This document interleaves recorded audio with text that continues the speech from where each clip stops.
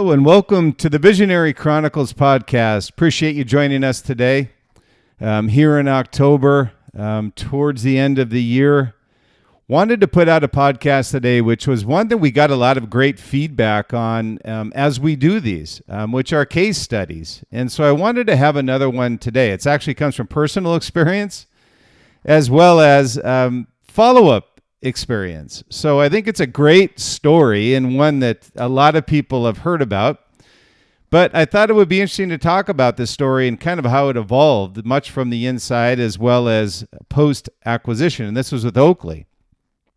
And this is really about soul. I talk about this in my book, The Visionary Brand, the success formula behind the world's most visionary brands.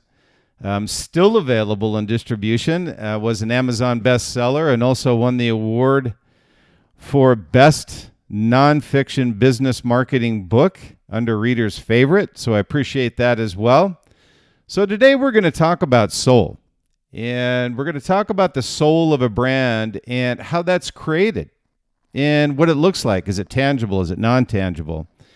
And how this is created is typically through a visionary. So I love talking about it and having experienced this directly with Jim Jannard, the visionary founder of Oakley, and the environment that I was personally in for a period of time and was privileged. And I say privileged to be around someone like Jim Jannard, who is a true legendary visionary of a brand and how he created it. And having been there while Jim was there, seeing it lose its soul after it's been created by Jim and how that happened. And what I like to relate to is when you look at a brand and when you're building a brand, how do you create this soul? Many times it's very intangible and very few people have this passion that Jim had to stick to his vision, to stick to what his positioning and his vision was for Oakley and have that come to life with others and have that come to life for Oakley and for those that were part of the brand from the very outset. And to see what happens when the visionary leaves a brand. It's a very interesting story, so I thought we would talk about it today. And what I say is this: Oakley's soul searching and how Oakley lost its brand soul after Jim left and it was acquired by Luxottica. And it's a very typical story that you'll see from big brands, ones that have a very definitive culture. And a lot of times the soul is driven by the culture of a brand. So I always like to start these chronicles, these stories of brands and how they evolved and how they grew and what transpired with the brand. Because many times, knowing that I'd been at Oakley, many people ask about what happened at Oakley once Jim left. And I thought it would be an interesting story to talk about this once Jim did leave. And I always like to start out with a quote, as you know, and this one is very appropriate because it comes from Jim himself. The only way to predict the future is to create it. What a great visionary statement from a visionary himself. And I know for a fact that Jim was very much a fan of Steve Jobs, and rightly so. They carried a lot of the same soul characteristics of how they built their brands and how they continued to grow and build and ingrain in others the passion that they have for the soul of their brand.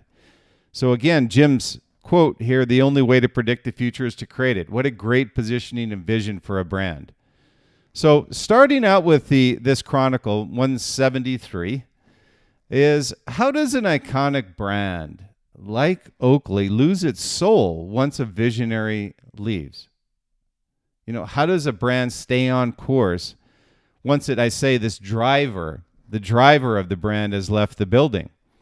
And I'll give you a little bit of a backdrop. It's a few years ago, but I think it's still appropriate today because Oakley's still around.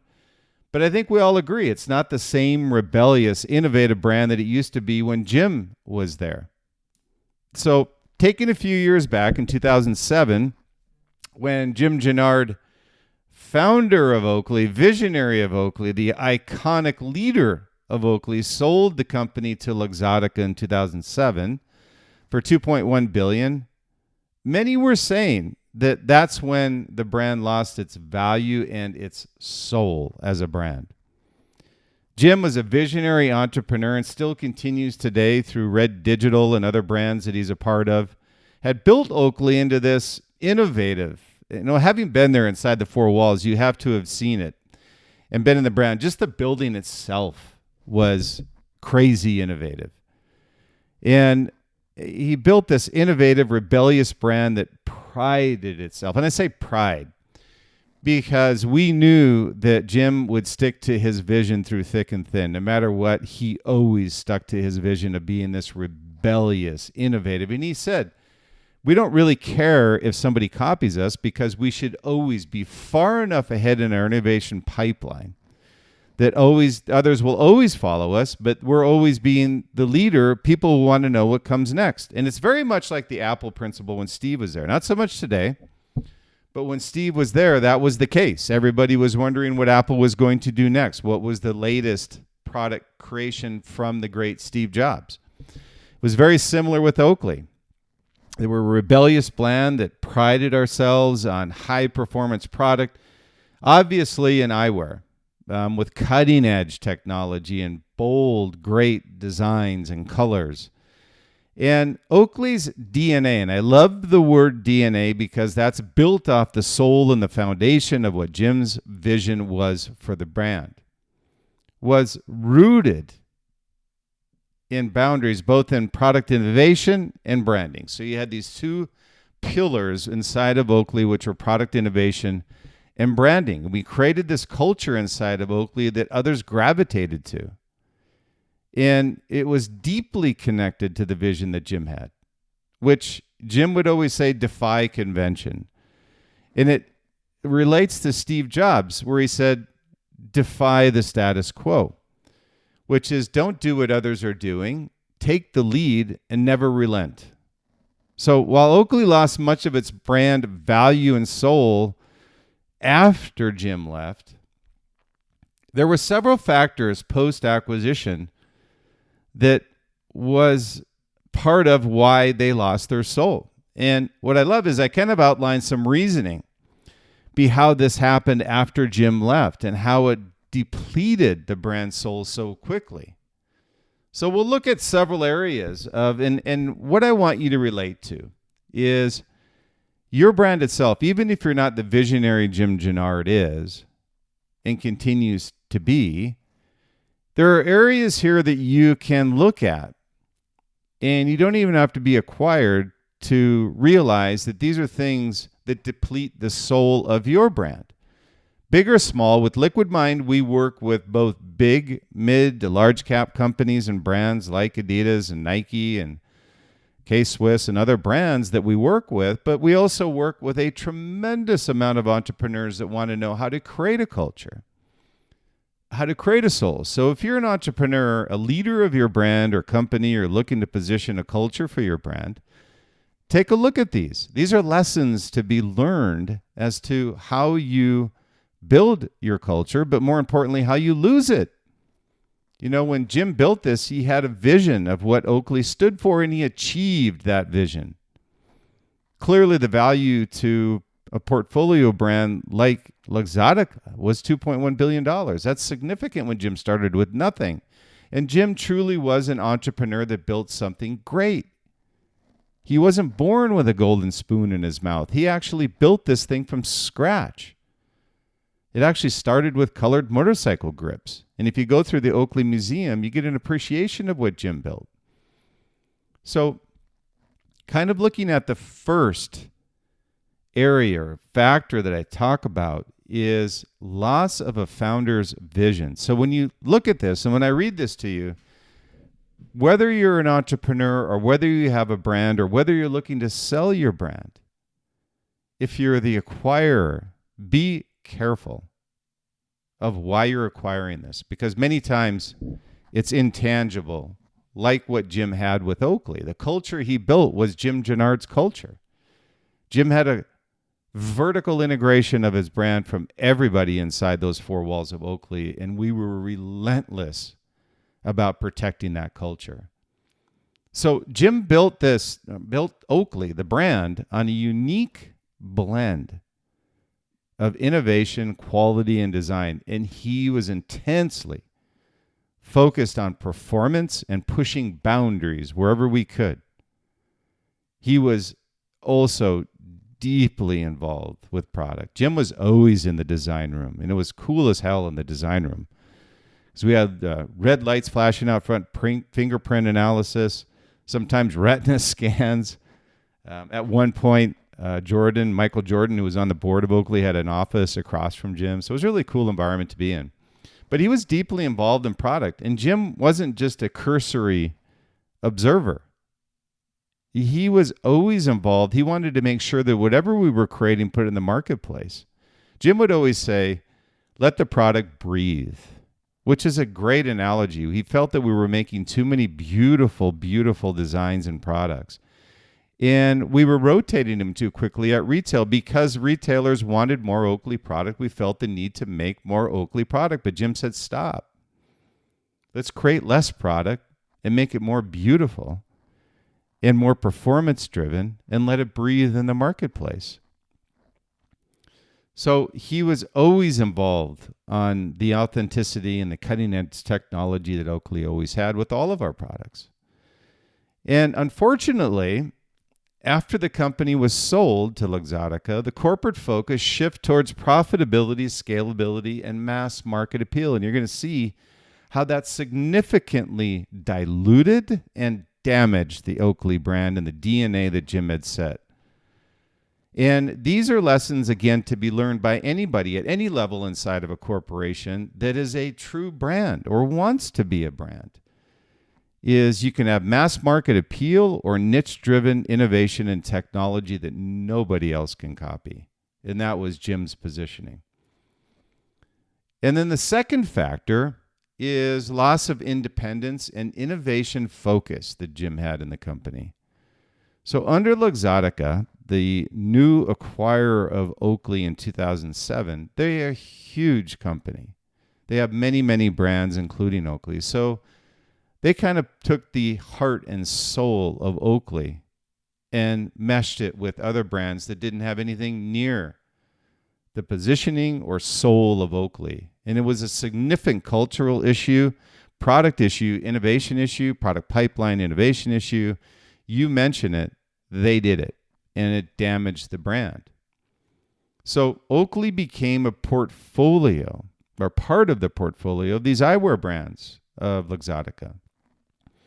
Luxottica was always the enemy inside Oakley's building, so it was quite a shock when we were acquired by I wasn't there, actually, when Luxottica did acquire Oakley, but when I was there, they were the arch enemy.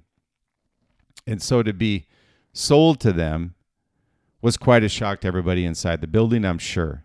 So the shift diluted its once fiercely independent identity.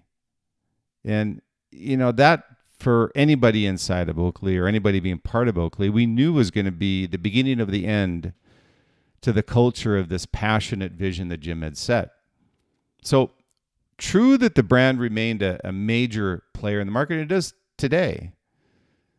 The singular vision and risk-taking innovation that Jim really championed took a backseat to more corporate-driven strategies and efficiencies. And I can't blame Luxottica, but when you look at why, many times when you're acquiring a brand and or you're looking to build the brand, ask this question. Why are we buying the brand? Number one. Number two, what are we going to do with the brand once post-acquisition? Why is going to be the value of the brand? The creative value, the product innovation, whatever it is. Where Luxottica lost sight of what they were acquiring is they were acquiring a culture as much as a brand. So that culture needed to stay alive in order for Oakley to continue to grow. But what happens is, as with most acquisitions, is greed takes over value. So as a result, brand equity declines and revenue grows. The problem with that is you move from being premium to being mainstream, and we'll talk about that next. So Luxottica took over All these decisions, they were more data-driven, risk-adverse, focusing on shareholder value rather than product innovation, the typical things that you'll see on an acquisition, and we see it all the time with Liquidmind.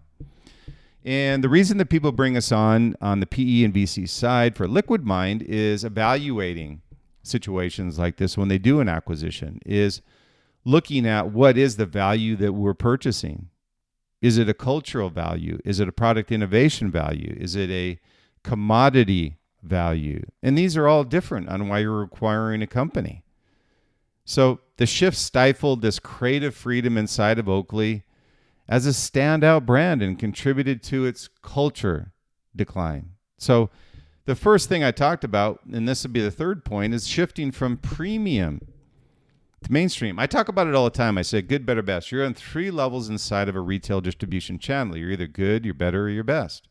So Oakley was always the best, and we always prided ourselves on that. You know, people could afford our price point because we were unique, and we were the only ones that had this technology, and nobody could copy us because we had relentless patent integrity. And these weren't just design patents. These were utilities that we put on all of our product. And we protected our brand fearlessly through all of these technologies that nobody could knock us off. So under Jim, the Oakley was really synonymous with performance eyewear. We were known for our high quality material, patented technologies.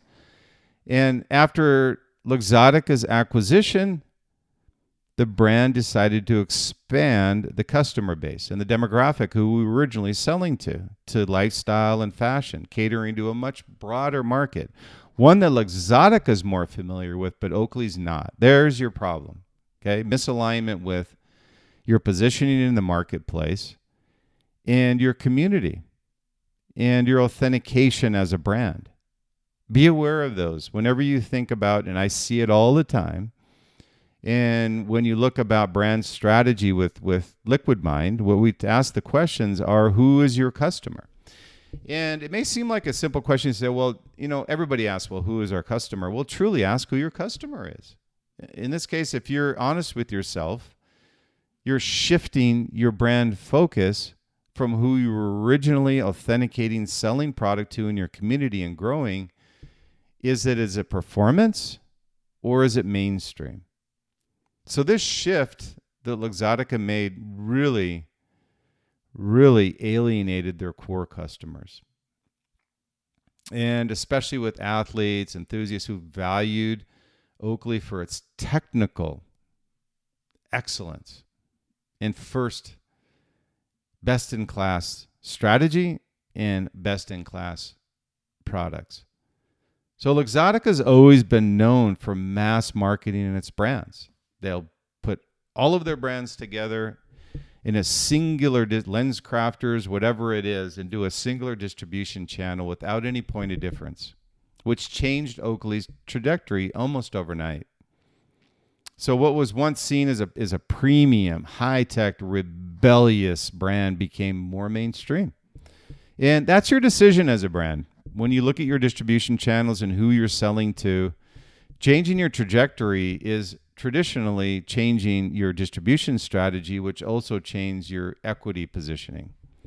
So Oakley's products were more widely distributed, moved into general retail environments. You see it's sometimes, you know, the old school Oakley guys would walk into airport shops and see Oakley product, which would have never been there under Jim. Into these channels and merchandising, all of these were vertical alignment with the Oakley brand, and all of this changed Luxottica. I'm not saying they didn't care, but they didn't care. They were more widely distributed, which reduced the exclusivity and really the allure of the brand as a whole for its core consumer base, and it alienated them. All the sports enthusiasts, performance sports-driven products.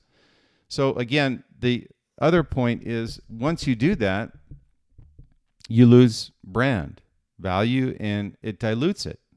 So we talk about the other point, which is brand dilution. So with Luxottica's acquisition of Oakley, the brand presence expanded significantly. And under Jim, I remember at trade shows where Jim and the sales team would actually put a sign out front that says no new accounts, even though we knew we would take on new accounts. And I thought it was a brilliant strategy. That it created this in the mind of retailers, that if I can get Oakley, it's really an exclusive distribution opportunity.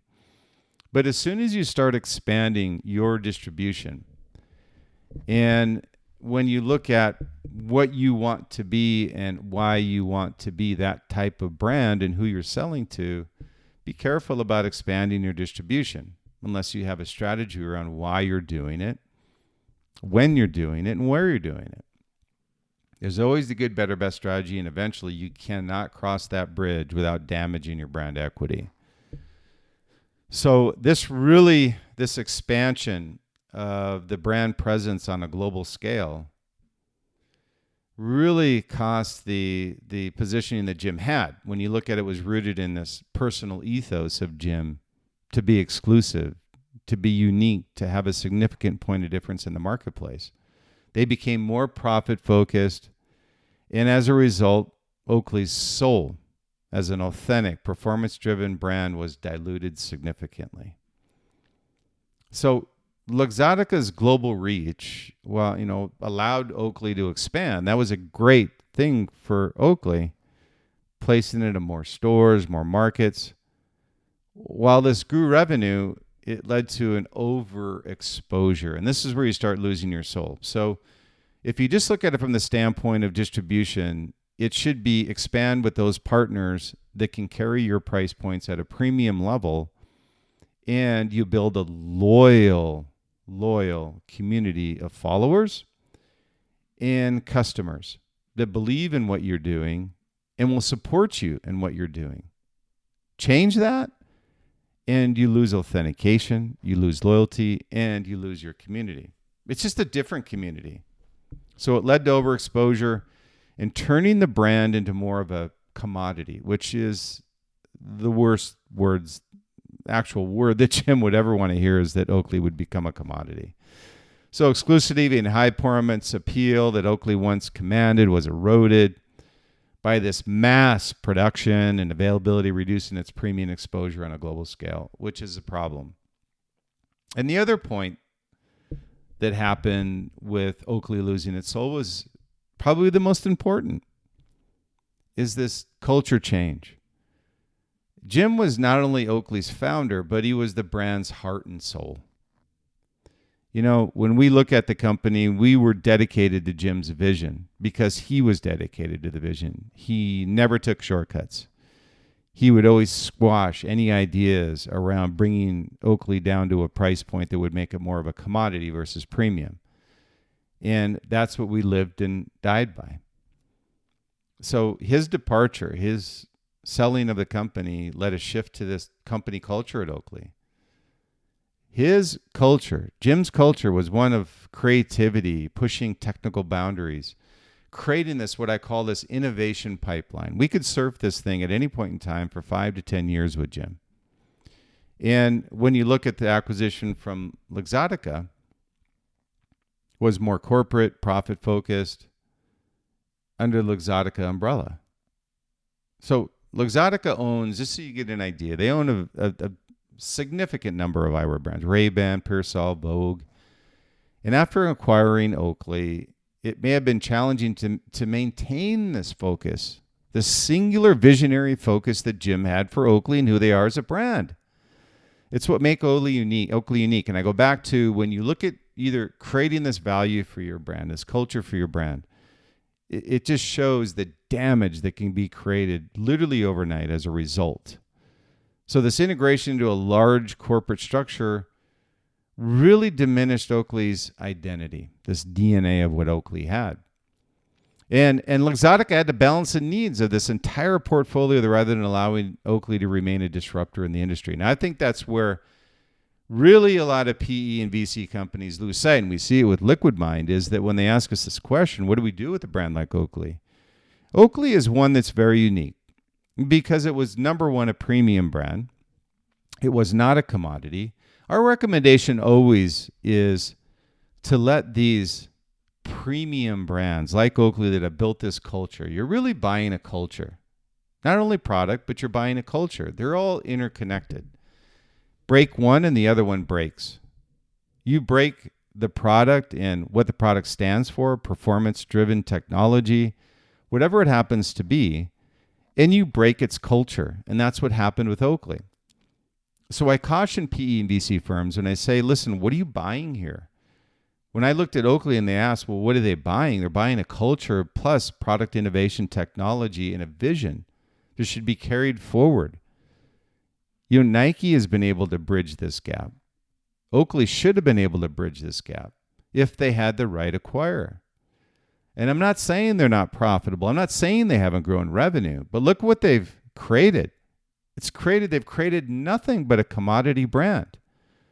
Oakley's icon, that logo on the side of their sunglasses isn't what it used to be. And that's a problem when you're acquiring a brand in a company. There's ways to acquire a brand and continue to build value and grow a premium company. You don't change it into a commodity brand.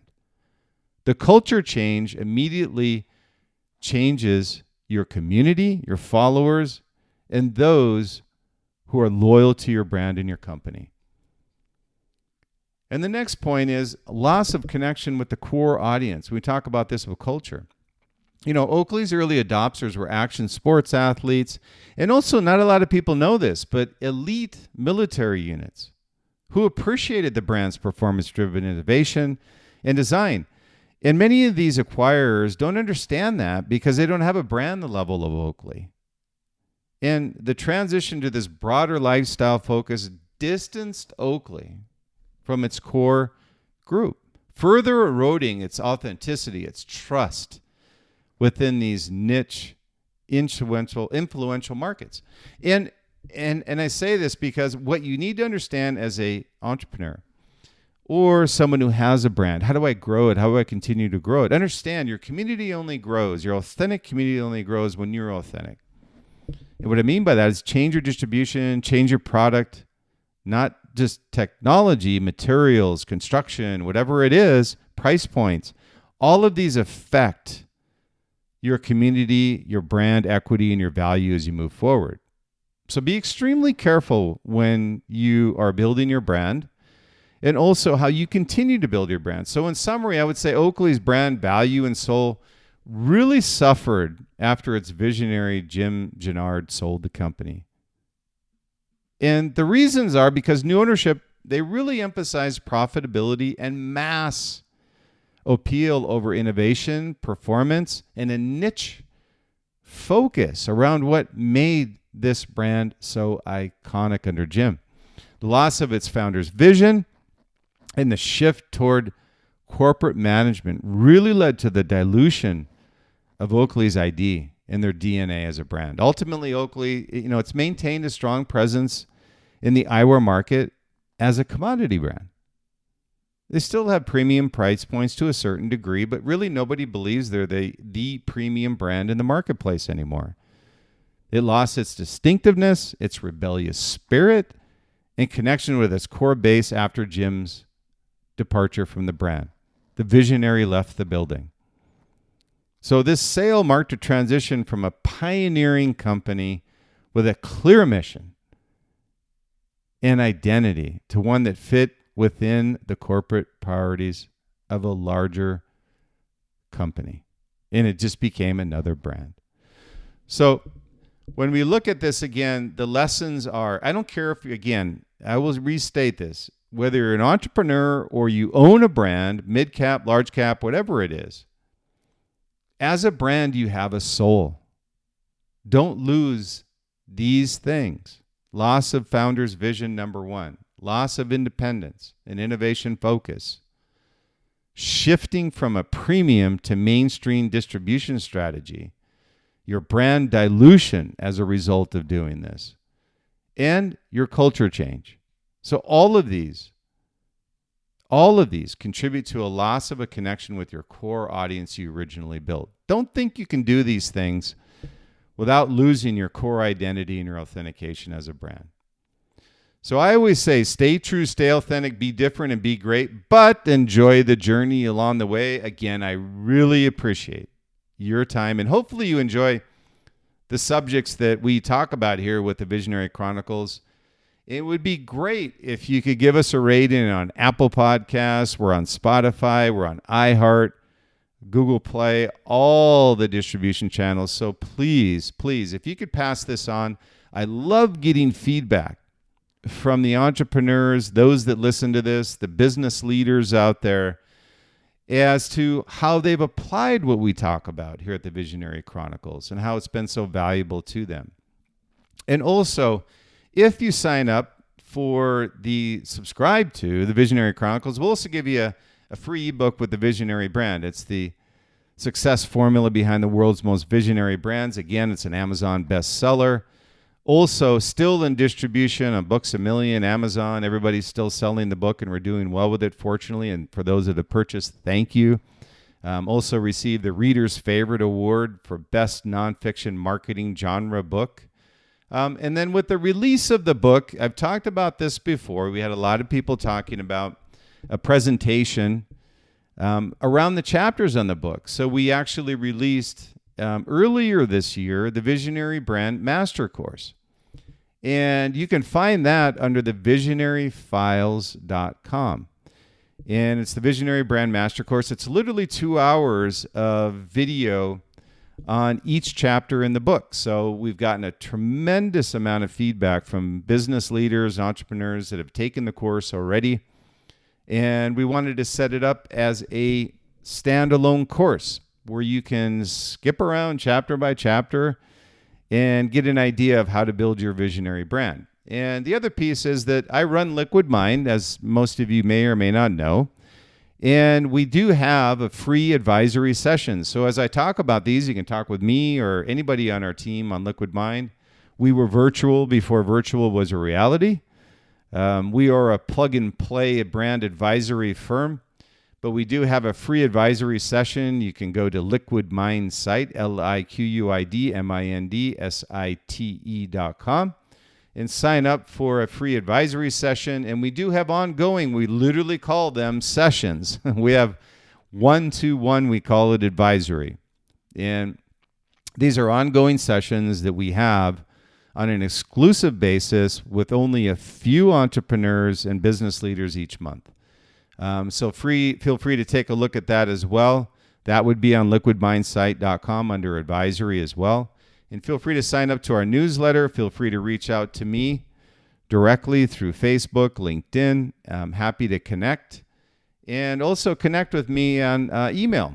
And let me know if there's anything we can do for you or any feedback that you may have on the Visionary Chronicles. So that would be at Brian, B-R-Y-A-N, at liquidmindsite, liquidmindsite.com, and would be happy to answer any questions you have. Again, so thanks for your time. I really appreciate it as always. Have a great day and enjoy the journey along the way.